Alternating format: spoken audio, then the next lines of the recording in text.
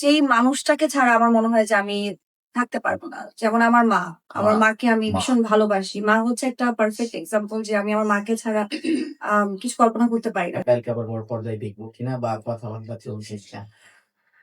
আ বড় পর্দায় তো আসলে আমি জানি না। এটা নিয়ে অলরেডি আমাকে অনেক প্রশ্ন করেছে। তো আমার মনে হয় যে আ দর্শকরা হয়তো ইন্টারেস্ট ফিল করে যে আমাকে হয়তো একটু ভিন্নধর্মী অন্য পর্দায় দেখতে চায়। আম যদি এরকম কখনো অপশন হয়ে যায় যে ভালো একটা কাজ পেয়েছি, ভালো একটা চরিত্র পেয়েছি, গল্পের প্রয়োজনে আমাকে ভালো লেগেছে ওখানে আমি অবশ্যই কাজ করব। কারণ আমি যেহেতু আর্টিস্ট আমি প্রত্যেকটা মাধ্যমে কাজ করতে চাই। আর ডেফিনিটলি বড় পর্দায় তো কাজ করার ইচ্ছাটা সবারই থাকে কম বেশি। আমারও আছে। সো হোপফুলি যে সামনে ওরকম যদি পেলে করব। পছন্দের কোনো ডিরেক্টর আছে যে তার সঙ্গে ১ম কাজটা করতে আমার চান? আসলে চরিত্রটা ইম্পোর্টেন্ট। আমার ওই গল্পে আসলে আমি কতটুকু মানে বলা যায় যে ক্যামেরা রেডি কিন্তু ঠিকঠাক গল্প হলেই বড় পর্দায় দেখা যাবে। কোনো অসুবিধা নেই। মানে আমার আসলে হয় কি? আমার যেকোনো মাধ্যমে আমি কাজ করি না কেন, আমি আমার কাজটাকে প্রায়োরিটি দেই। আমাকে মানুষ দেখছে, মানুষের মাঝে আমি পৌঁছাতে পারছি, দ্যাটস অল। এটা কি বলবেন? এত বছরের জার্নি বড় পর্দায় আপনাকে দেখার জন্য আপনি ভাই আগ্রহী অনেক, কি? অনেক বছর না। আমাকে পুরা বুড়া বানায় দিচ্ছে। না, বুড়ো না, খুব একটা বয়স অলস বুড়ি প্যান্ডামিক আরকি। থেকে শুরু। হ্যাঁ। প্যান্ডামিক মানে আজকে প্রায় হাঁটিয়েছে পাপাকে ২.৫-৩ বছর। কে প্যান্ড আজকে বুড়ি না, বাচ্চা একটা মেয়ে। তো দেন খুব শিগগিরই পায়েলকে না, না খুব শিগগিরই ২৬ না। আমি জানি না আসলে। হ্যাঁ, আল্লাহ জানে। আচ্ছা মুখের জায়গাটা কতটুকু জানে?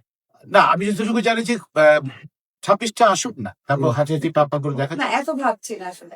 আর আমরা কি একটু প্রোগ্রামটা শেষ করবেন আমরা যে প্রতিষ্ঠান নিয়ে যদি কিছু বলার তার আগে আমার একটা প্রশ্ন, মানে একটু জাস্ট একটা প্রশ্ন। সেটা হচ্ছে ডিসেম্বর শেষ, জানুয়ারি, ফেব্রুয়ারি, 14ই ফেব্রুয়ারি কেয়া পায়েলের কাছে ভালোবাসার সংজ্ঞা কি? ভারী একটা প্রশ্ন। আম আমার কাছে ভালোবাসার সংজ্ঞা হচ্ছে যেই মানুষটাকে ছাড়া আমার মনে হয় যে আমি থাকতে পারবো না। যেমন আমার মা। আমার মা, মাকে আমি মা। ভীষণ ভালোবাসি। মা হচ্ছে একটা পারফেক্ট এক্সাম্পল যে আমি আমার মাকে ছাড়া কিছু কল্পনা করতে পারি না। যে আমার মা এই যে ফোন দিয়ে কথা বলতে হবে, মা আজকে কিন্তু একবার মনে হয় কথা হয়েছে। কিন্তু এই যে মায়া, এই যে আদরটা, এই যে কেয়ারটা মানে এটা যে এটা অন্য রকমের যেই মানে আমি বুঝাতে পারছি না যে ভালোবাসাটা সেটাই মনে হয় যে অরিজিনাল ভালোবাসা। মানে এবং মাটা কি যে আমরা শুটিং এক্সাক্টলি আমি করছি, বলে বুঝাতে পারবো না। মাটা কি সকালবেলা শুটিং করছি, পায়েল সকাল ৯টায় চলে এসছে, মেকআপ নিচ্ছে। 12:30টার দিকে দেখলাম যে একটা মানে জাস্ট বক্স এসছে, একটা বক্স। বক্সের ভিতরে বিভিন্ন ফ্রুটস পাঠিয়েছে ওর জন্য, খেয়ে ফেলেছি আমরা।